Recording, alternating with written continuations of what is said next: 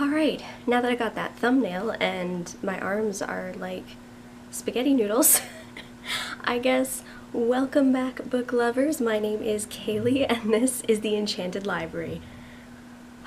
I need to stretch. I thought for today's video I would do something a little different that I don't remember ever seeing on BookTube before, but I do have a little bit of an obsession with coffee table books. I love coffee table books. I have not enough coffee tables for my books, but they are amazing. I love the art that's in them, I love the photographs that are taken for them, and all the little behind the scenes things that you get to learn, because that's another thing. I love behind the scenes. I will watch a movie that is like The Hobbit for 3 hours, and then immediately after I watch the special features because it's just interesting to me and I love the way that everything works in the background. So naturally, when that comes in book form, of course I'm going to be all over that. So I am going to go over my coffee table book collection with you. So the first one that I thought I would share with you is from The Lonely Planet, and it's called You Only Live Once. I'm not one of those YOLO people, but when you take a look at this book, it is amazing. So they actually break it down by things that you should do in your lifetime based on the amount of time that you want to put towards it. So if you want to give up an hour, if you want to give up a day, a week, a year, more than that, like this has you covered.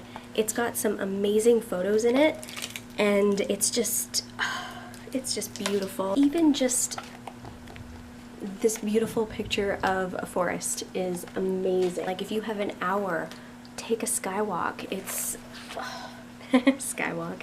It's like Skywalker. And one of my favorite ones, if you have a day, sleep in a castle. I want to do that so bad. So this is basically a great flip-through book to sort of have a better idea of things that you might want to do that you didn't even know about. So I absolutely love this book.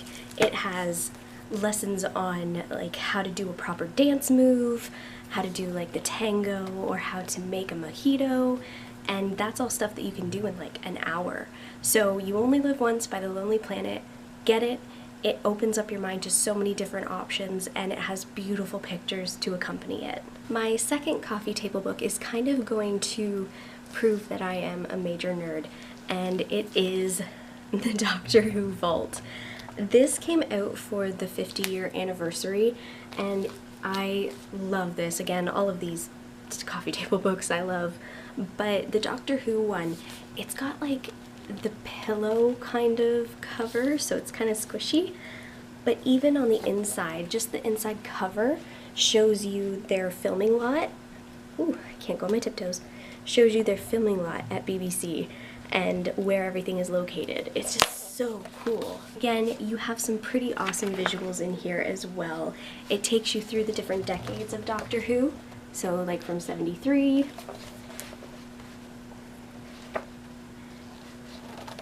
and then the introduction of K9. Now, I started watching with the 9th Doctor, Chris Eccleston, but you never forget the Doctor that you fall in love with. And of course that's David Tennant. So it has different backgrounds about each of the Doctors, each of the companions, each of the villains.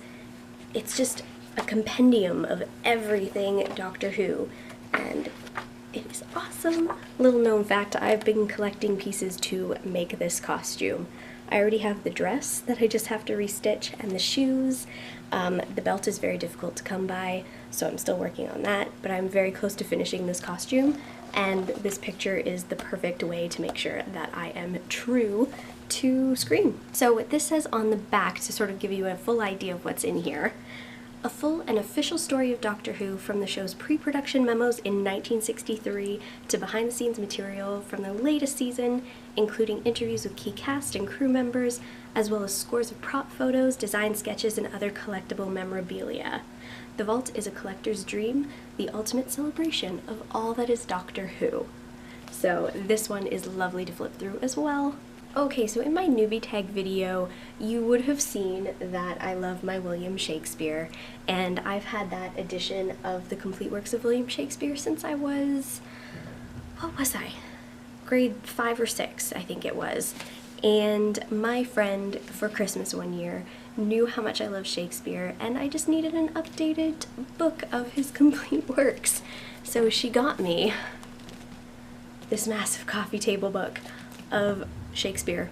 So it has his plays, it has his sonnets, and it's so pretty. I wonder if I can, it's got illustrations in it as well. So the illustrations are also amazing.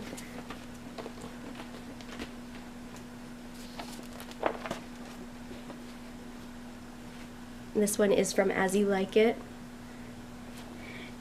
It's so beautiful to just look through and read, and it's a new sort of way to read it. So that is the complete works of William Shakespeare, and you're probably pretty familiar with Shakespeare, so I won't go through everything, but this is just a beautiful layout of all of his works. Alright, so the next 4 books, coffee table books, are going to show you my love of Harry Potter. So I have the Harry Potter and the Philosopher's Stone illustrated edition, and I am considering this a coffee table book.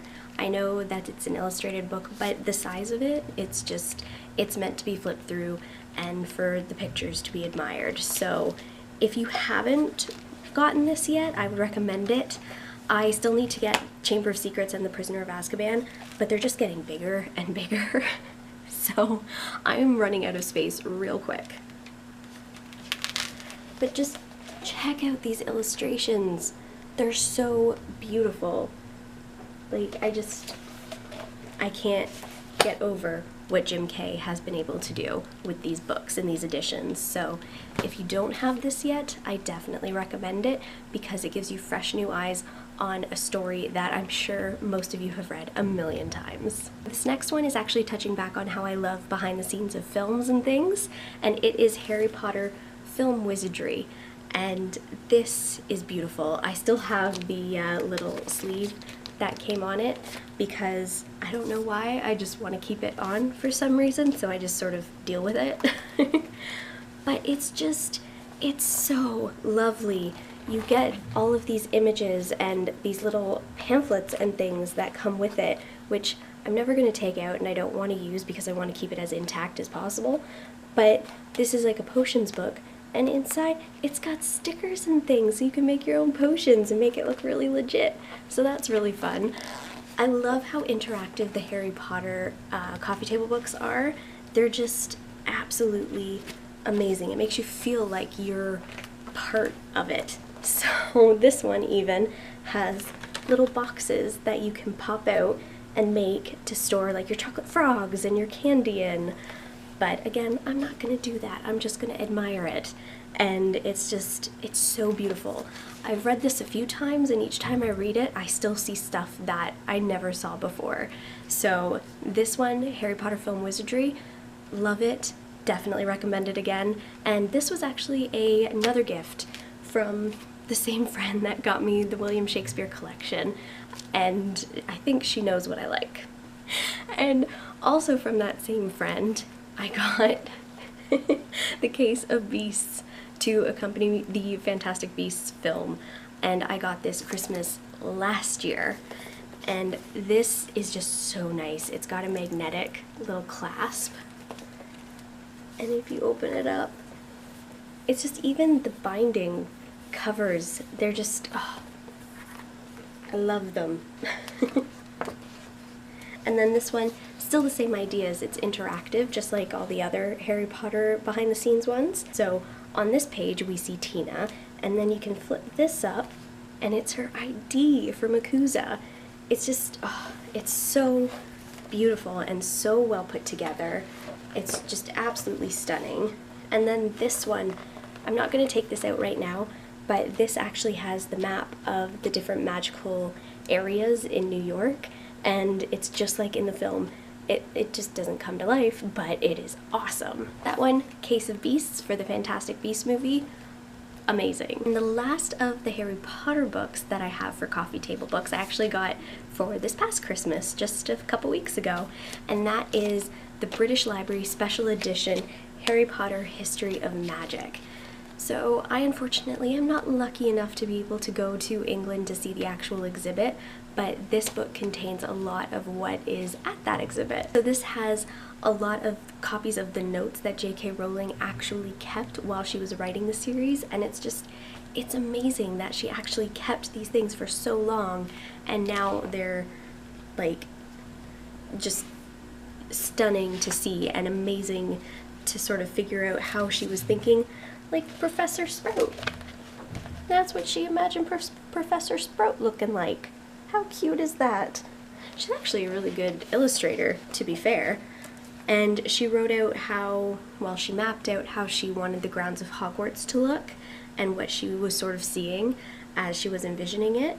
And it's so cool to get like a little glimpse into the mind of J.K. Rowling as she was dreaming up this amazing world. So this is the grounds of Hogwarts. So you can see where Hogwarts is, the Quidditch pitch, the Whomping Willow, Forbidden Forest. It just adds a whole new level to this amazing, amazing series. So that is the History of Magic British Library Special Edition, and I definitely think that if you are a Harry Potter fan, this is something that you should get for sure. So you may have seen that I have a chip mug here. I also have a bunch of other Beauty and the Beast things around my apartment, but that's just to prelude the next and last coffee table book that I have that I got for Easter. I got this for Easter last year. So it is Tale as Old as Time, The Art and Making of Disney's Beauty and the Beast. And this encompasses everything. Like, this is from early stages of developing the characters, coming up with all the different iterations of the characters back from the original, and then even encompassing going forward into the release last year of the live action movie.